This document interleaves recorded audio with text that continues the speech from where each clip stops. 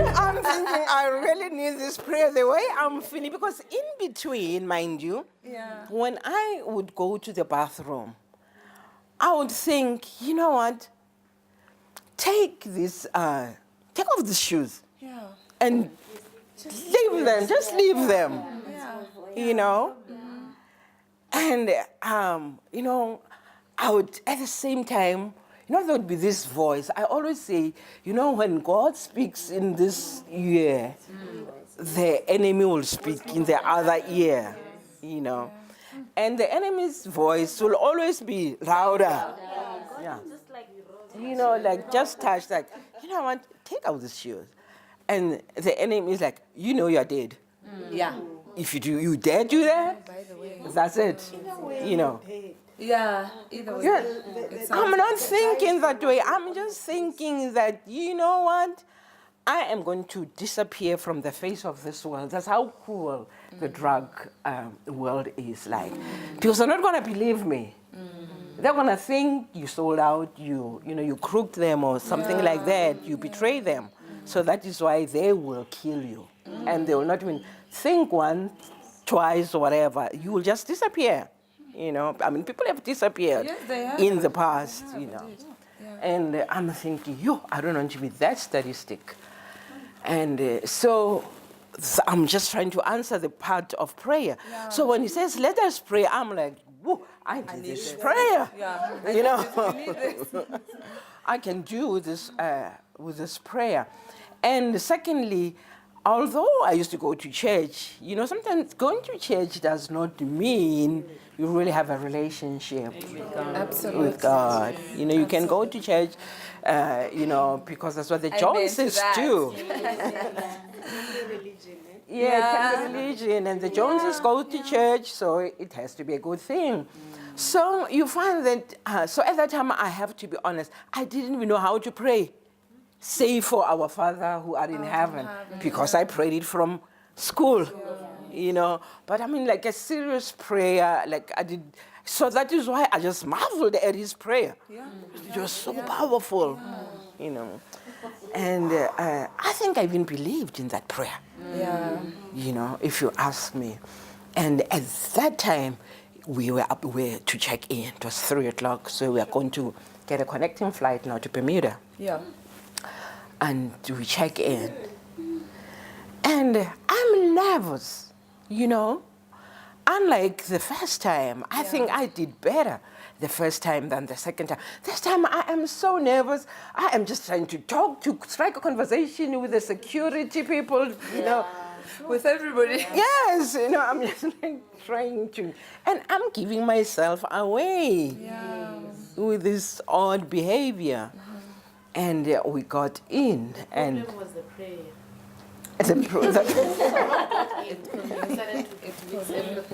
It could be, And so we get in, we get into the flight. It leaves Gatwick. We go to Bermuda. It's a 7-hour flight to Bermuda. And when we get to Bermuda, remember, we are traveling like we don't know each other. We had moved from agreeing to travel as a newlywed couple when this whole thing was arranged to until the day of the trip that it changed, that we are not a couple anymore, so we are just traveling independently. So naturally, when we are a thing, when we get into the queues, he's there, I'm there. Right?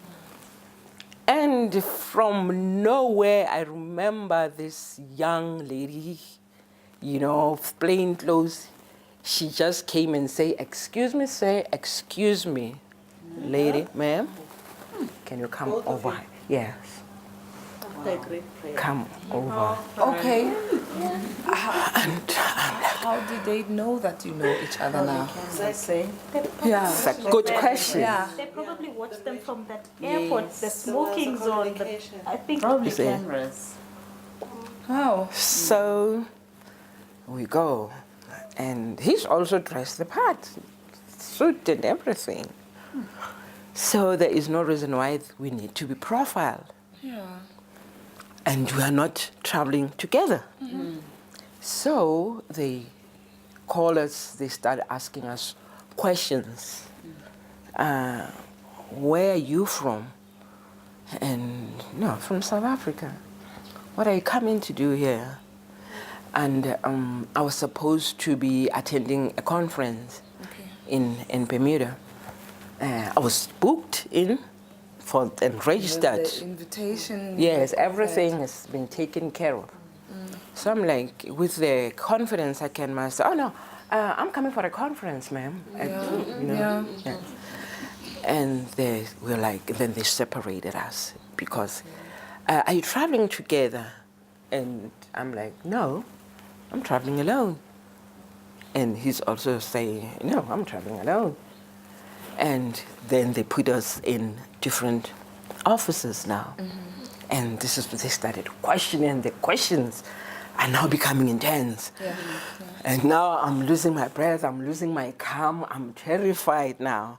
And this is where the week. Yes. But let me just get some clarity there. You say you were at Gatwick. Yeah. And that's where you prayed. Yes. And then you flew over to Bermuda. Yes. As you got there, Yes. they just picked you They up. just profiled So the us. cameras, Bermuda, Gatwick, I think they linked them. They are linked. You think so? Followed Yes, they her do that. After they checked If her. they suspect Expect you. they check where are you going, and they keep on following you. They might even tell the next airport to say, watch this person. Yes. We think there could be something Yes. Oh, okay. No, I didn't know that. Yes. Because they're not traveling together. Yeah. But there they were praying together wrong. very hard. They even held hands. Hands. So it shows that they know each other. Yes. Yeah. Okay. Because that's the first thing. Just as we were going out, and they profiled us. And so the heat was just really becoming intense.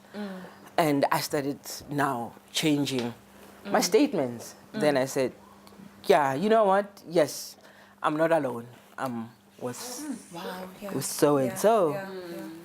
And they're like, oh, okay. Then they go that side, and he insists that he does not know me. He has never seen me anywhere in the world, right? Yeah. And when they check on me now, I'm saying he's Peter.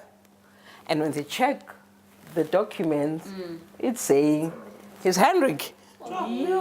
So, Okay.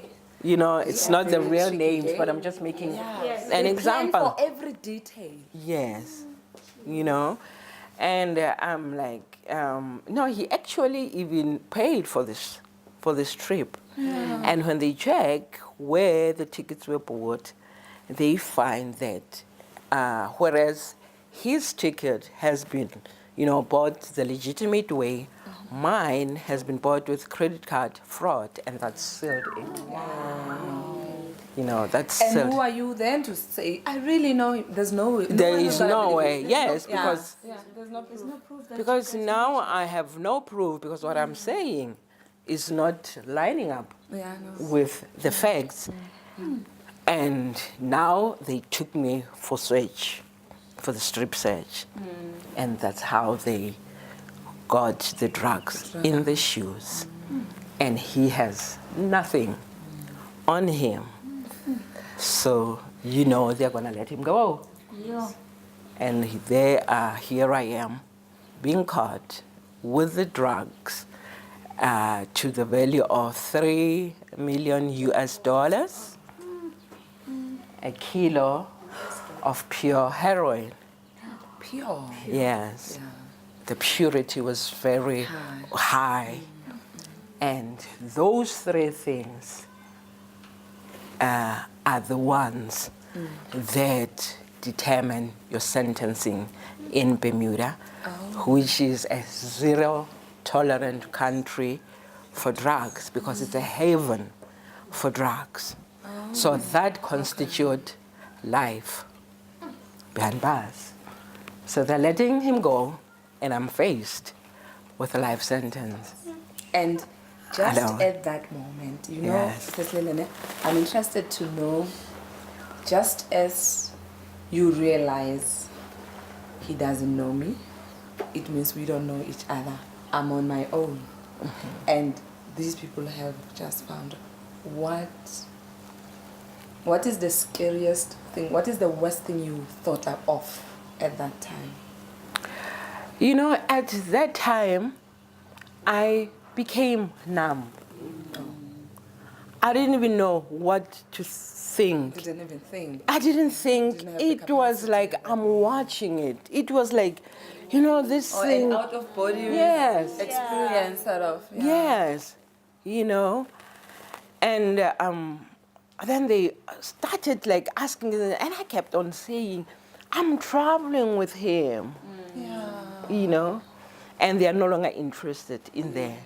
And then something just came into my mind that, shut up, Okay. Yeah. you know. To save yourself. Yes. Yeah. And I said, no more questions. I'm not taking any question. And when you say that, don't you think they stop asking? They keep on asking. And I just kept on saying, can I see a lawyer? Oh, yeah. Please. And they kept on asking. I said, can I see a lawyer? Can you call the South African embassy? And they said, we're sorry, ma'am, the nearest embassy here that we work with is in Washington, D.C. Oh, so you We have don't have the officers here. And I was like, I am not saying anything. until I get that. Yes. And it went on, we were going back and forth, and then they took me to the hospital now to check for if an you might x-ray. have Yes, ingested just in some, case I yeah. might be having something in my stomach. And at that time, I'm still numb, you know. And they found that, no, there was nothing in my stomach. And we went back to the police station. And as they're asking questions, I'm like, can I smoke? My head was just like, you know, I wanted to smoke so bad. And remember, I was taking drinks earlier. So, like, I'm in that mode, of, you know, like, the way I'm feeling, now the break of, you know, consuming alcohol to this, I'm just in another state at that time. And I'm like, can I smoke? And they're like, not in government buildings, ma'am. Yo.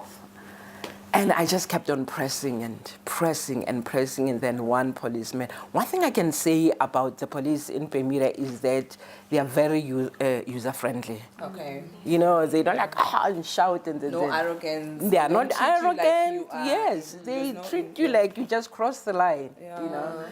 And so one police said, okay, come with me. And we went just like outside of the airport building, and he let me smoke. And we went back, and they kept on pressing questions. And that whole exercise started from, I mean, when we were pulled over, because the plane, the flight lands at 6 Okay. in Bermuda. In the morning. In the evening. In the evening. Yes. I mean, like time different. Okay. And that whole entire process lasted until about 2 a.m.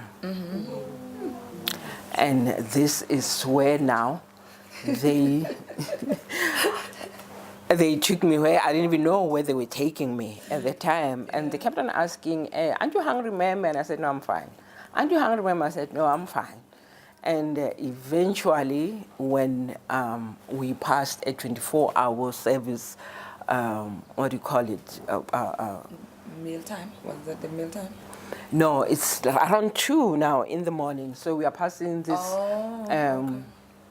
place like McDonald's and stuff like that. Oh, your 24-hour, yeah. Outlet meal, outlet sequence. takeaway, Yeah. is the word I want to use. And they said, no, ma'am, you have to have something. Wow, but that's nice, eh? You know, you gotta have something to eat. And they said, what can you get it? And I said, okay, I'll get a cheeseburger and a drink. So I remember they bought me the cheeseburger, chips, and a newspaper. Okay. And they are taking me to, I don't know, remember, where I'm going. Yeah. And they drove, so the airport is from one end of the island to the other. So it's south and north. So I was moving from the southern part to the northern part of Bermuda. And we drove and we got to this place. And they opened the door for me and we got in. No handcuffs, nothing. Yeah. You know. And we got in and that's where the started. I can't stand the sound of keys even now. 1, 2, I have a problem using keys to open. Yeah. Even today, it's stuck with me. Something happens when I have to. So when I'm with you, I'll always say, "Can you open, please?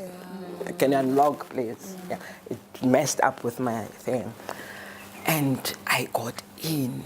It was such an eerie feeling. You could smell jail. How does it smell like? It smells cold. Yeah, I cannot even describe. But that is a feeling that I will take to the grave. And that is a feeling that make me ask myself that how do you do it twice? Jail twice. Yeah. How do you do jail twice? Yes, because it's, goosebumps and everything. I remember I said I was numb, but I came to life at that moment that this is the real me. Oh, okay, sorry, I interrupted you. Yeah. You were coming to life. Yes, at Just that as time. they locked. Yes. Oh, yeah. As I was walking in. Realities. Yes.